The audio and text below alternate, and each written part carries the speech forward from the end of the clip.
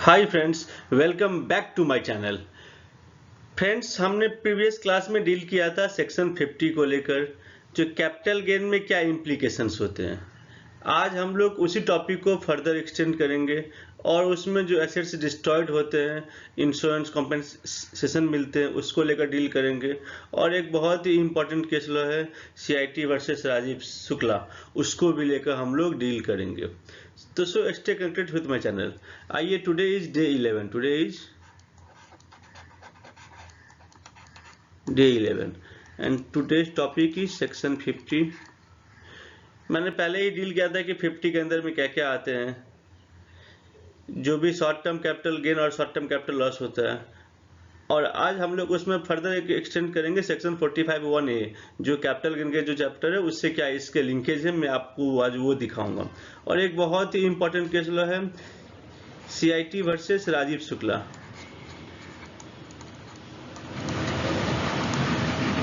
हम लोग इस दो पॉइंट को आज लेकर डील करेंगे, बहुत ही रिलेवेंट होने वाला है। तो so stay till the end. So friends, मैंने सेक्शन 50 में आपको बताया था कि 50 में क्या होता है। 50 ओवररूल सेक्शन 2 सबसेक्शन 42 है।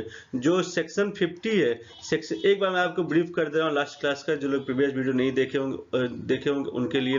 Section 50 overrule, section 15 overrule section 242 है। सेक्शन 242 है क्या था? सेक्शन 242 है बोलता है कि क्या शॉर्ट टर्म होगा और क्या लॉन्ग टर्म होगा। शॉर्ट टर्म और लॉन्ग टर्म के जो होल्डिंग पीरियड से, होल्डिंग पीरियड के बेसिस पर हम लोग शॉर्ट टर्म और लॉन्ग टर्म बोलते हैं।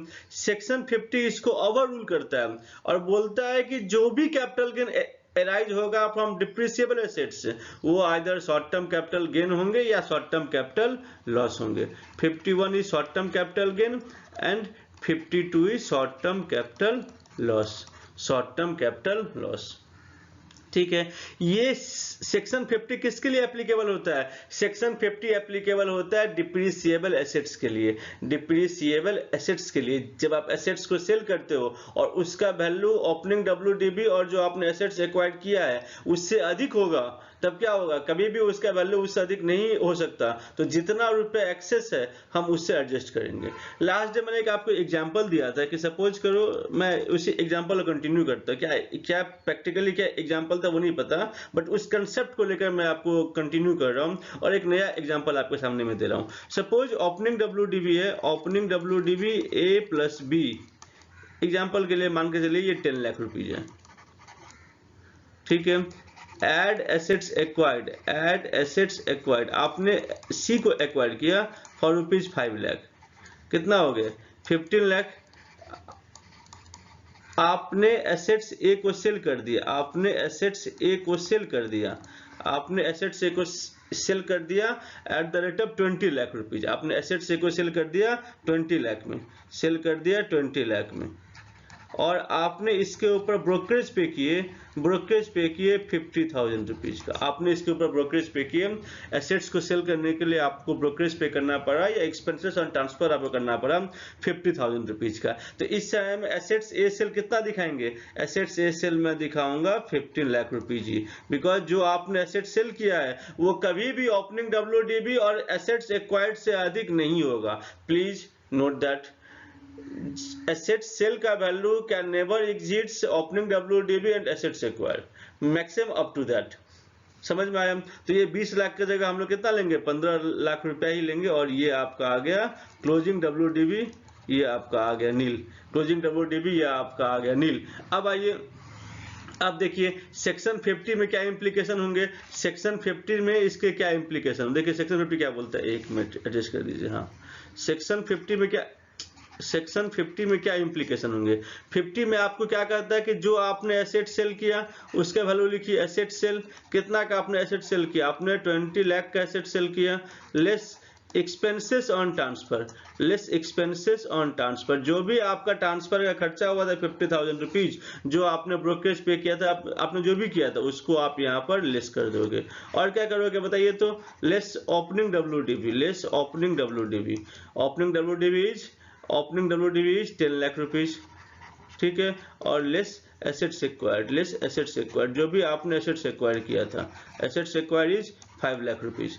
जो आपका आएगा 20 lakh 50 lakh 50,000 means your short term capital gain is under section 50 subsection 1।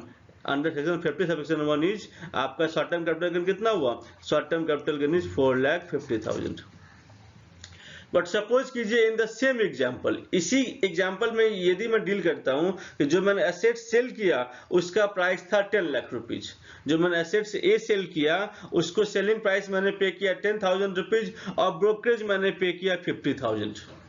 Suppose in the same example, ये आपका केस 1 था, ये आपका केस 2। केस 2 में मैंने क्या कहा? केस 2 में मैंने कहा कि selling price is 10 lakh rupees and broker कितना था? ब्रोकरेज आपने 50,000 रुपीज ही पे किया था। सपोज इस केस में क्या इंप्लीकेशन होगा? इस केस में ये ब्रोकरेज कहाँ जाएगा? क्योंकि इस केस में तो सेक्शन 50 एप्लीकेबल नहीं होगा। क्यों एप्लीकेबल नहीं होगा? देखिए 10 लाख ये हुआ, 5 लाख ये हुआ, टोटल 15 लाख हो गए। कितने लेस होंगे यहाँ पर? 15 लाख से 10 लाख रुपीज ही लेस होंगे। कितना बचेगा? क्लोजिंग WDV इस वाले केस में बच जाएगा 5 लाख रुपीज। क्लोजिंग WDV इस वाले केस में बच जाएगा 5 लाख रुपीज। समझ गए? तो यदि क्लोजिंग WDV 5 लाख रुपीज आपका आ गया तो ये जो एक्सपेंसेस ऑन ट्रांसफर है जो आपने ब्रोकरेज पे किया था उसको आप कहाँ शो करोगे? जो आपने एक्सपेंसेस ऑन ट्रांसफर जो आपने ब्रोकरेज पे किया था उसको आप कहाँ शो करोगे? उसको आप शो करोगे सेक्शन 37 सबसेक्शन 1 में। एक आपका जनरल सेक्शन है PGBP का सेक्शन 37 सबसेक्शन 1। जो कोई भी बिजनेस से रिलेवेंट एक्सपेंडिचर है और हम उसको किसी अदर हेड में दिखा नहीं पा रहे हैं तो हम उसको दिखाएंगे सेक्शन 37 सबसेक्शन 1 में। और ये जो आपने एक्सपेंसेस ऑन ट्रांसफर किया उसको आप एडजस्ट नहीं कर पा रहे हो। क्यों एडजस्ट नहीं कर पा रहे हो? क्योंकि आपका कैपिटल गेन नहीं हो रहा है। उस केस में जो एक्सपेंसेस ऑन ट्रांसफर है, जो ब्रोकरेज फीस है, वो आपका शो होगा section 37 subsection 1 under the head PGBP। समझ गए? I think this point is clear. मेरे ख्याल से ये पॉइंट आप लोगों को समझ में आ गया होगा। इस पॉइंट को लेकर मैंने लास्ट डे भी डील किया था। मैंने आर्बिट्रली एक एग्जांपल देकर मैंने लास्ट डे भी डील किया था। तो आइए अब आते हैं आज के टॉपिक में। एक आप सेक्शन होता है सेक्शन 45(1)(a)। मैंने आप लोगों को WDV जब आपको मैंने बताया था, WDV सेक्शन 43(6). WDV मैंने क्या कहा था? WDV के अंदर में क्या आता है? Opening WDV add assets acquired during the year, जो आपने एसेट्स एक्वायर्ड किया during the year, less add cost of assets acquired during the year, less money receivable on the sale of assets or insurance claim receivable on the if assets is destroyed and scrap value। ठीक है, मैंने क्या कहा था? जब कहीं भी assets destroy होता है तो हम लोग क्या करेंगे? एसेट्स डिस्ट्रॉय होने पर हम क्या करेंगे? जो इंश्योरेंस क्लेम मिलेगा उसको और जो एसेट्स डिस्ट्रॉयड हुआ है उसके जो स्क्रैप बचे हैं उसको सेल करने पर जो पैसा मिलेगा वो उसको हम लेस करेंगे, उसको हम सेलिंग प्राइस मान के हम उसको लेस करेंगे। मेरे ख्याल से ये मैंने पहले भी डील किया था। अभी देखिए, एक कैपिटल गेन का एक सेक्शन होता है। कैपिटल गेन में सेक्शन 45, कैपिटल गेन में सेक्शन 45 डील करता है ट्रांसफर को लेकर। जो क्या होगा कि ट्रांसफर होगा। कैपिटल गेन की चार्जेबिलिटी क्या बोलती है? There should be a transfer of assets. The transfer of assets pertains to relevant previous years and any profit and gains arises as a result of such transfer shall be chargeable to tax under the head capital gain।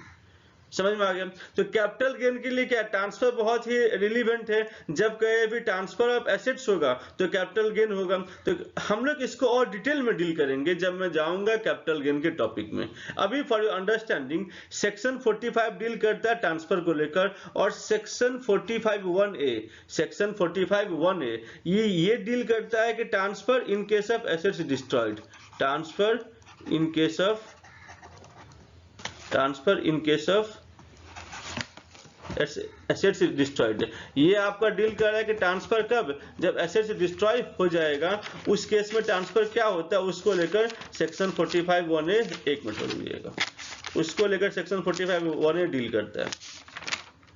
देखिए, तो transfer in case of assets destroyed, in case of assets destroyed तो अब देखिए जब कहीं भी asset से destroy होता है तो ट्रांसफर कब माना जाएगा? ट्रांसफर तब माना जाएगा तब जब आपको इंश्योरेंस कंपेंसेशन मिलेगा। यदि आपको इंश्योरेंस कंपेंसेशन नहीं मिला तो ट्रांसफर नहीं माना जाएगा। तो सेक्शन 45(1)(a) के दो कंडीशन है। पहला है कि एसेट से डिस्ट्रॉय होना चाहिए और दूसरा क्या है? दूसरा आपका जो इंश्योरेंस कंपेंसेशन मिलना चाहिए, इंश्योरेंस कंपेंसेशन मिलना चाहिए। यदि आपके एसेट्स डिस्ट्रॉय हो गए और आपको इंश्योरेंस कंपेंसेशन नहीं मिला तो आपका सेक्शन 45(1)(a) में ट्रांसफर नहीं माना जाएगा और उस पर कैपिटल गेन का कोई इंप्लीकेशन नहीं होगा। समझ में आया? अब क्या 45(1)(a) क्या कहता है? 45(1)(a) और एक बातें कहती है। पहला क्या बोलती है? जो ये इंश्योरेंस कंपेंसेशन जो होगा उसको हम लोग मानेंगे फेयर वैल्यू कंसिडरेशन, और ये टैक्सेबल कब होगा? जिस साल ये एक्चुअली रिसीव होगा। इंश्योरेंस कंपेंसेशन काइंडली आप लोग भी लिख लीजिए, insurance compensation shall be treated as full value consideration and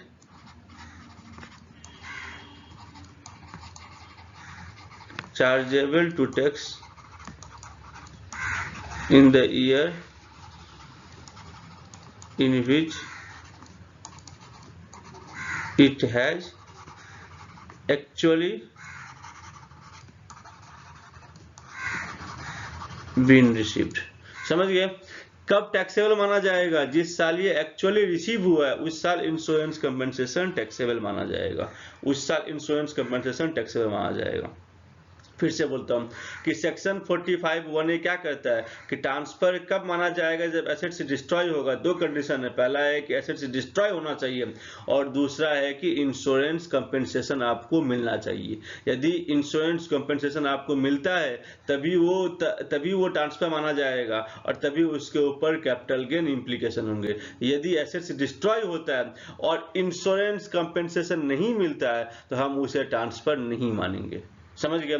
और इंश्योरेंस कंपेंसेशन जो होगा हम लोग उसको फुल वैल्यू कंसिडरेशन मानेंगे, हम लोग उसको फुल वैल्यू कंसिडरेशन मानेंगे along with the scrap sale. जो स्क्रैप सेल हो रहा है उसको भी ऐड कर देंगे फुल वैल्यू कंसिडरेशन में। और वो चार्जेबल टू टैक्स होगा इन द ईयर। और किस साल वो चार्जेबल टू टैक्स होगा? जिस साल ये आपका एक्चुअली मिला है, जिस साल ये इसका पैसा आपका एक्चुअली मिला है, जिस साल इसका पैसा आपका एक्चुअली मिला है उस साल ही ये आपका टैक्सेबल होगा, उस साल ही ये आपका टैक्सेबल होगा। आइए इसको एक एग्जांपल के थ्रू हम लोग डील करते हैं, हम लोग इसको एक एग्जांपल के थ्रू डील करते हैं।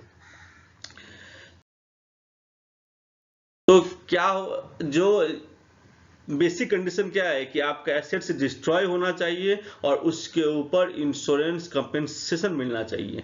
जब आपको इंश्योरेंस कंपेंसेशन मिलेगा तभी आपका वो कैपिटल गेन माना जाएगा, तभी आपका वो ट्रांसफर माना जाएगा और तभी आपका वो income under the head capital gain के अंडर में उसका इम्प्लीकेशन होगा। आइए एग्जांपल देखते हैं, एक एग्जांपल को लेकर डील करता हूं। सपोज कीजिए ओपनिंग डब्ल्यूडीबी ऑन 1/4/22, हमारा प्रीवियस ईयर 22-23 है। इसके अंदर में एसेट्स आपका A plus B plus C plus D। Example के लिए ये टोटल आपका है 50,000 रुपीज का, 5 लाख रुपीज का, ये आपका 5 लाख रुपीज का। अब मैंने क्या किया, इसमें एक एसेट्स F एक्वायर्ड किया, एसेट्स F एक्वायर्ड मैंने एसेट्स F एक्वायर्ड किया था ऑन 30/6/2022, 30 जून 2022 को मैंने एसेट्स एक्वायर किया था at the cost of rupees 2 lakh rupees, at the cost of 2 lakh rupees. अब देखो अब क्या होता है, आग लग गई और एसेट्स ए डिस्ट्रॉयड, एसेट्स ए क्या हो गया, डिस्ट्रॉय हो गया, एसेट्स ए क्या हो गया, डिस्ट्रॉय हो गया। इसमें पहला केस में मैं आपको दो केस में करता हूँ। पहला केस आपका हो गया जो आपको इंश्योरेंस मिल रहा है, आपको इंश्योरेंस से मिल रहा है 3 lakh rupees, assets destroyed and insurance compensation. Insurance से कितना मिल रहा है, केस 1 में 3 लाख रुपीज एंड केस 2 में आपको मिल रहा है 10 लाख रुपीज, केस 2 में आपको मिल रहा है 10 लाख रुपीज। अब बताइए इस केस में क्या इंप्लीकेशन होंगे, इस केस में क्या इंप्लीकेशन होंगे। सपोज कीजिए जो एसेट से ये 15% वाले ब्लॉक में है। अब देखिए पहले हम लोग केस 1 करते हैं। केस 1 में क्या होगा, ओपनिंग डब्ल्यूडीवी कितना रुपया है, 5 लाख रुपीज है। कितना आपने ऐड एसेट्स एक्वायर्ड, कितना आपने एसेट्स एक्वायर किया था, आपने एसेट्स एक्वायर किया था 2 लाख रुपीज का, ठीक है, कितना हो गया। अच्छा एक में से एक पॉइंट इसमें और मिस कर दिया, तो इंश्योरेंस कंपनसेशन आपको मिल रहा है 10/4/23 को, 10/4/23 को नेक्स्ट ईयर आपको कंपनसेशन मिल रहा है। उस केस में क्या होगा तो बताइए, 5 लाख रुपीज ये आपका आ गया, 2 लाख रुपए एसेट्स एक्वायर आ गया, 7 लाख रुपीज आ गया, और लेस क्या होगा, less insurance compensation sale consideration, sorry insurance compensation along with scrap cell.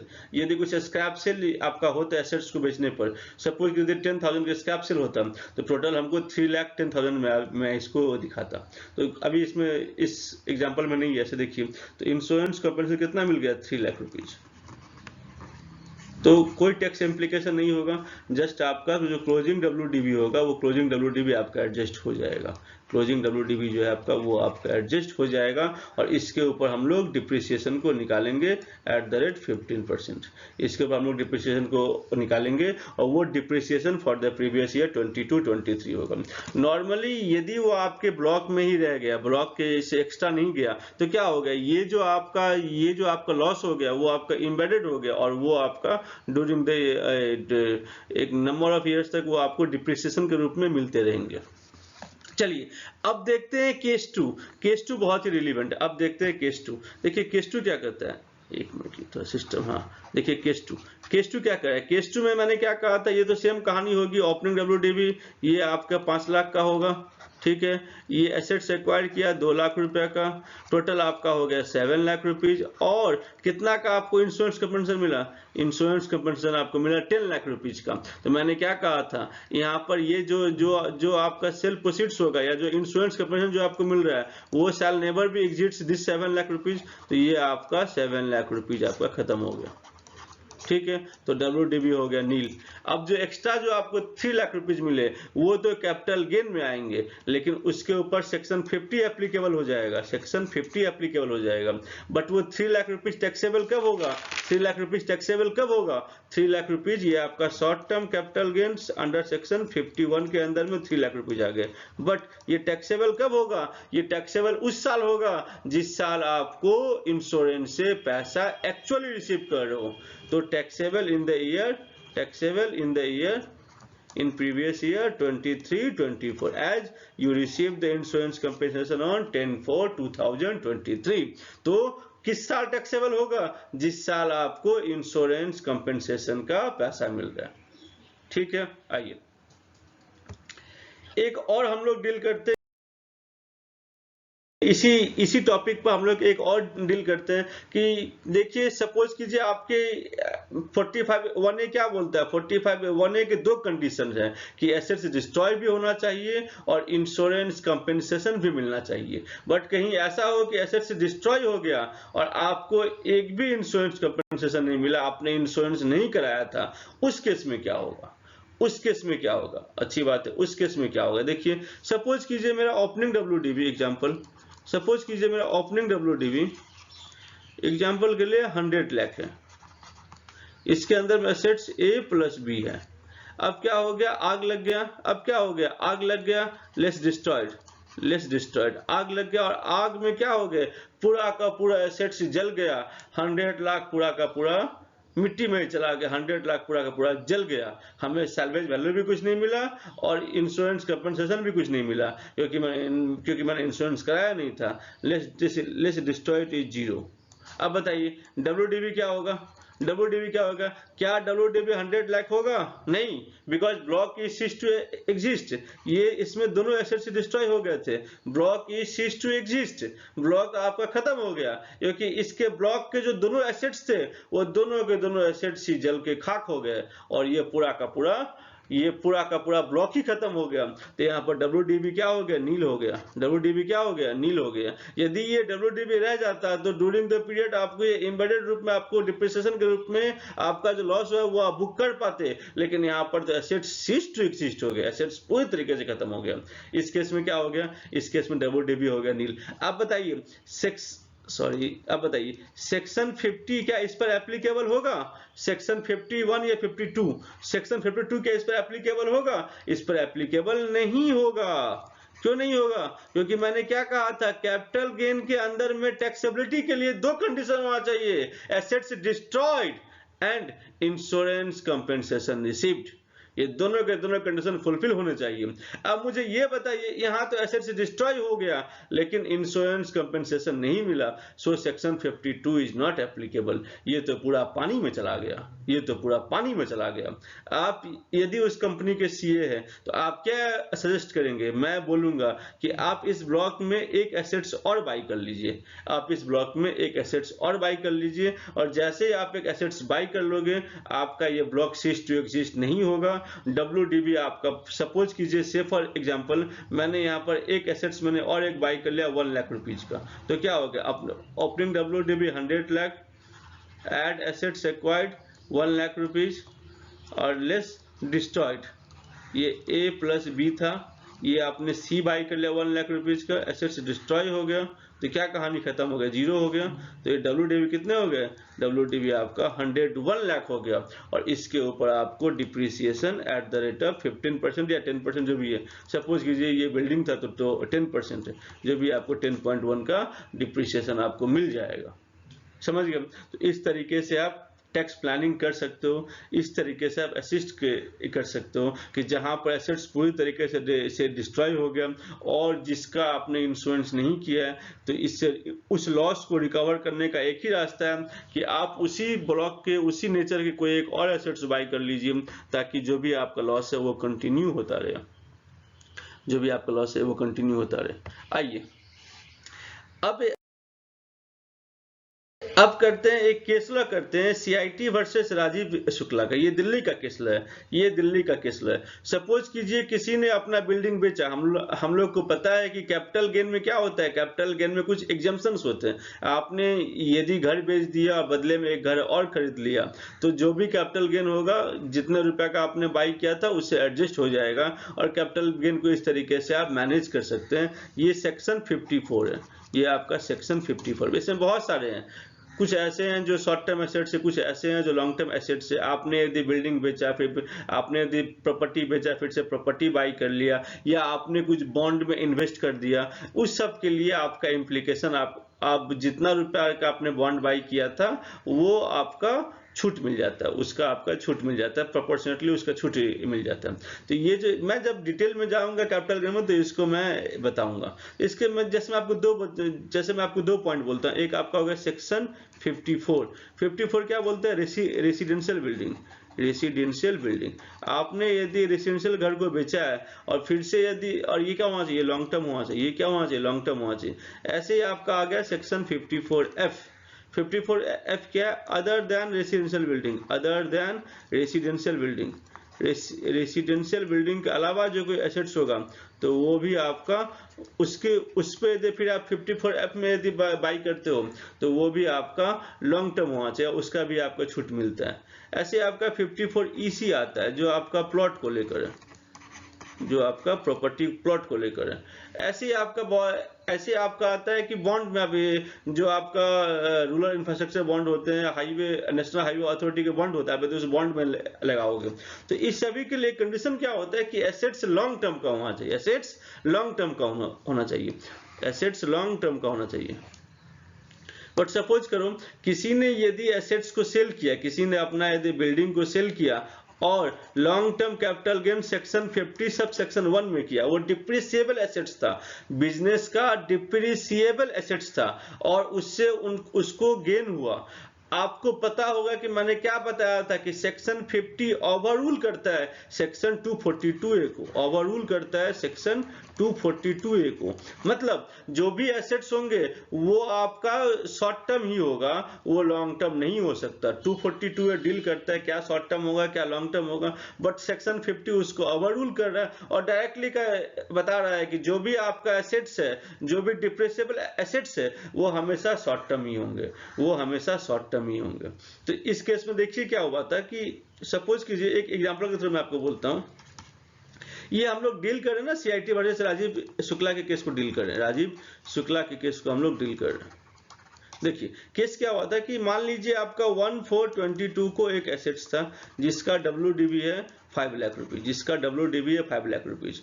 आपने 1423 में सपोज कीजिए ये सिंगल एसेट्स है, आपने उस W1423 को 143 बना ठीक नहीं रहेगा, एक मिनट 30 जून 22 को 30 जून 22 को 30 जून ड्यूरिंग द प्रीवियस ईयर 30 जून 2022 को आपने उस एसेट्स को सेल कर दिया 65 लाख रुपीज का। अब मुझे ये बताइए, तो ये जो 60 लाख रुपीज हो गए, ये तो आपके 51 में शॉर्ट टर्म कैपिटल गेन में आ जाएगा, ये आपका सेक्शन 51 में शॉर्ट टर्म कैपिटल गेन में आ जाएगा। और आपने क्या किया, आपने इस 60 लाख को फर्दर के एग्जाम्पशन के लिए, सेक्शन 54 के एग्जाम्पशन के लिए आपने कोई और एक प्रॉपर्टी बाई कर लिया, आपने सेक्शन 54 में और एक प्रॉपर्टी बाई कर लिया to claim the exemption under section 54 के एग्जाम्पशन को क्लेम करने के लिए। बताइए क्या हुआ होगा। दिल्ली हाई कोर्ट ने कहा, दिल्ली हाई कोर्ट ने